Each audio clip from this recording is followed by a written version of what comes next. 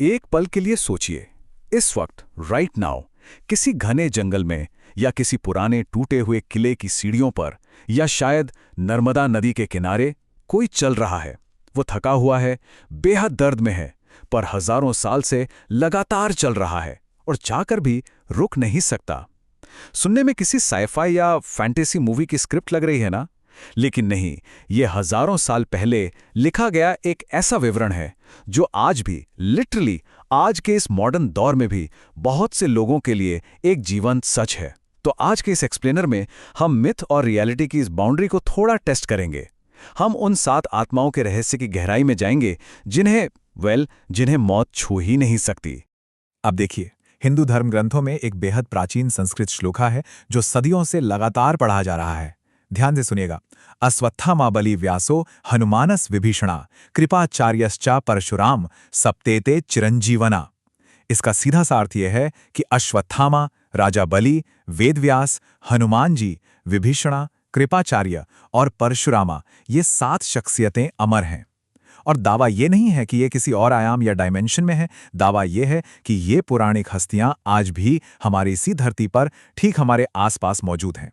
Section 1, Chiranjeevi an unsolved mystery. तो सबसे पहले ये समझते हैं कि आखिर इन 7 हस्तियों को चिरंजीवी क्यों कहा जाता है और इनका होना इतनी बड़ी बात क्यों है। देखिए, जब हम चिरंजीवी शब्द सुनते हैं तो लगता है शायद कोई आत्मा या एनर्जी फॉर्म की बात हो रही होगी, पर यहाँ ऐसा बिल्कुल नहीं है। हिंदू ग्रंथों के अनुसार चिरंजीवी वो अमर प्राणी हैं जिन्हें हमारे इस करंट एपोक यानी कलयुग के बिल्कुल अंत तक इस धरती पर फिजिकल फॉर्म में यानी भौतिक रूप से रहना ही है। उनका इस फिजिकल दुनिया में लगातार बने रहना इसको एक बहुत बड़ा रहस्य बनाता है। मतलब it's not just spiritual, they are physically walking the earth. Section 2, curse and the boon of devotion. अमर्त्य यानी इमॉर्टैलिटी सुनने में कितना फैसिनेटिंग लगता है ना, जैसे कोई सुपर पावर मिल गई हो। लेकिन प्राचीन ग्रंथों में अमर होना हमेशा कोई इनाम या रिवॉर्ड नहीं होता। कभी-कभी ये एक ऐसी सजा होती है जिसका कोई अंत नहीं होता। इसे और अच्छे से समझने के लिए इन 2 फिगर्स को कंपेयर करते हैं। एक तरफ है अश्वत्थामा और दूसरी तरफ है राजा बलि। अश्वत्थामा, जो गुरु द्रोणाचार्य के बेटे थे, उन्होंने महाभारत के बिल्कुल आखिरी दौर में एक ऐसी भयंकर गलती की, उन्होंने सोते हुए योद्धाओं और मासूम बच्चों का वध कर दिया। एक अक्षम्य पाप। इसके नतीजे में श्री कृष्ण ने उन्हें श्राप दिया कि उनके माथे की दिव्य मणि निकाल ली जाएगी। वहां एक ऐसा घाव बनेगा जो ना कभी भरेगा, ना मौत आएगी, और वो बस अकेले तड़पते हुए भटकते रहेंगे। एक एंडलेस लूप ऑफ पेन। वहीं दूसरी तरफ देखें तो राजा बलि हैं, एक असुर राजा जिन्होंने विष्णु जी के वामना अवतार को अपना लिटरली सब कुछ दे दिया। उनकी इस टोटल सरेंडर और निष्काम भक्ति को देखकर विष्णु जी इतने प्रसन्न हुए कि उन्हें अमर होने और पाताल लोक का राजा बनने का वरदान दे दिया। एक को श्राप मिला तो दूसरे को वरदान। अब आप सोच रहे होंगे कि ये सब तो बस पुरानी किताबी बातें हैं, राइट? पर अश्वत्थामा के भटकने की कहानियां सिर्फ उन किताबों तक सीमित नहीं हैं। इसकी एक प्रॉपर हिस्टोरिकल टाइमलाइन है। 1192 एडी की पृथ्वीराज रासो नाम की किताब में साफ जिक्र है कि पृथ्वीराज चौहान का सामना एक जंगल में एक बूढ़े आदमी से हुआ था।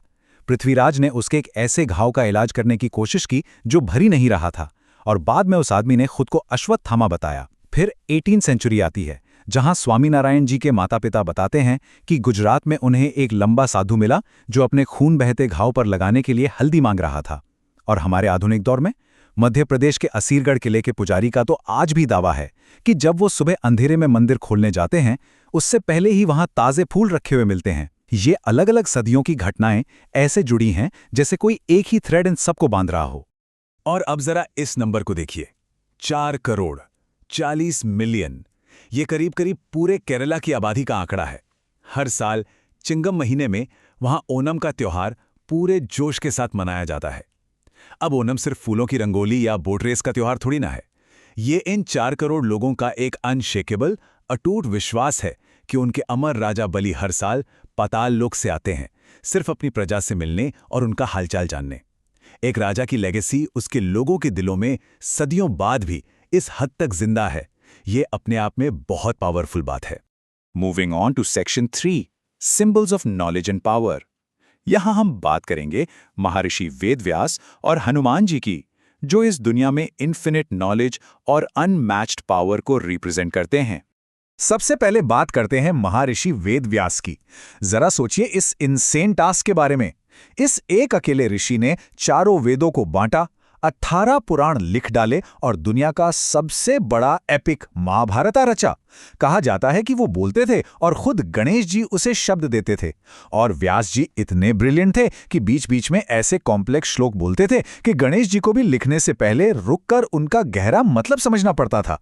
और एक बड़ा ही फैसिनेटिंग क्लेम यह है कि सदियों बाद 15वीं सेंचुरी में जब कर्नाटक के लेखक कुमार व्यास ने कन्नड़ा में महाभारत लिखनी शुरू की, तो उन्होंने दावा किया कि खुद वेद व्यास ने उन्हें दर्शन दिए और असली महाभारत का ट्रू नॉलेज उन्हें इम्पार्ट किया। अब आगे देखते हैं कि ये माइथोलॉजिकल कड़ियाँ हमारी आज की आधुनिक हिस्ट्री से कैसे जुड़ती हैं। हम बात कर रहे हैं हनुमान जी की। उन्हें अमर्त्य का वरदान श्री राम से मिला था, ताकि जब तक इस धरती पर राम का नाम रहेगा वो यहीं रहेंगे। पर यह सिर्फ पौराणिक कथाओं की बात नहीं है। आप जरा इस टाइमलाइन पर नजर डालिए।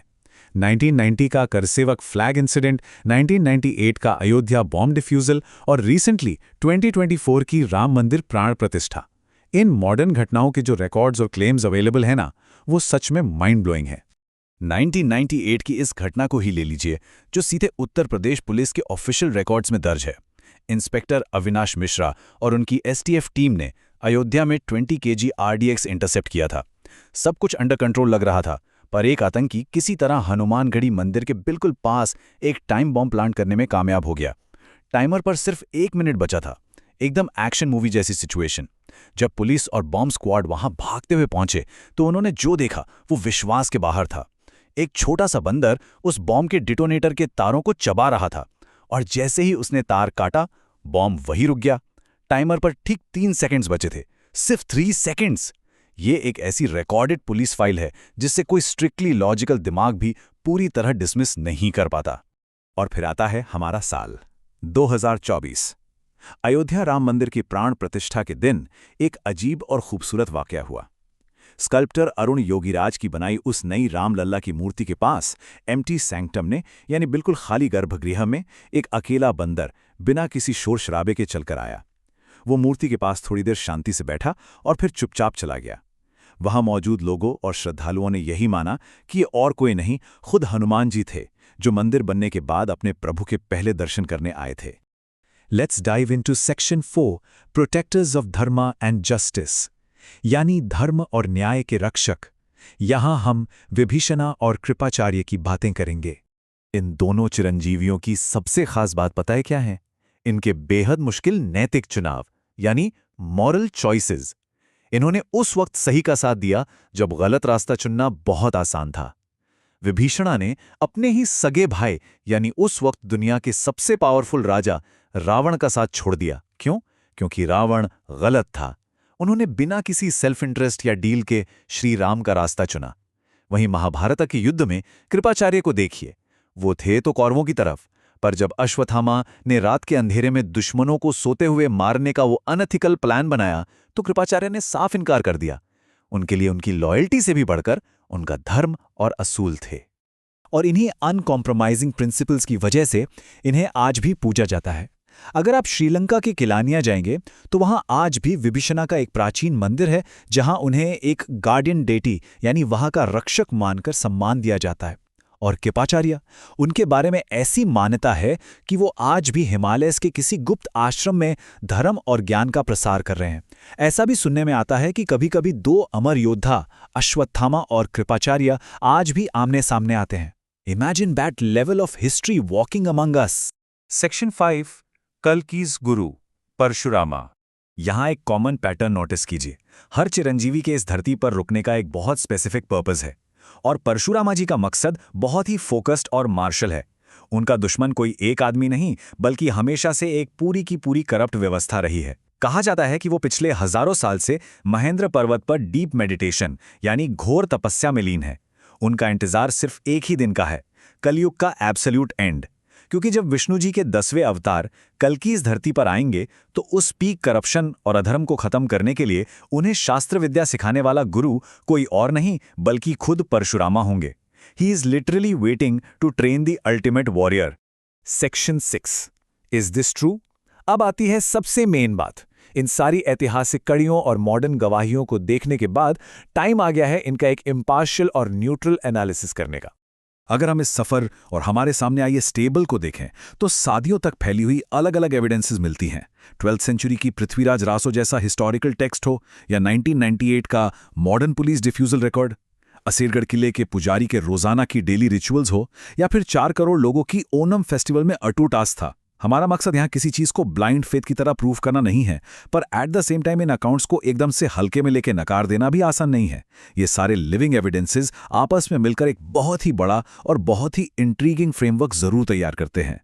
तो अंत में आकर ये एक आखिरी और प्रोवोक करने वाला सवाल हमारे सामने खड़ा होता है, क्या ये सारी एनकाउंटर्स, ये गवाहियां सिर्फ सदियों पुरानी आस्था को जिंदा रखने की कोशिश हैं, या फिर वाकई में सच में कोई हमारे ही बीच किसी अननोन किले के अंधेरे में, किसी घने जंगल में या इस भरी भीड़ में अभी भी चल रहा है? इन सवालों का जवाब चाहे जो भी हो, इन 7 चिरंजीवियों का रहस्य और उनका प्रभाव आने वाली सदियों तक लोगों के दिलों में जिंदा रहेगा।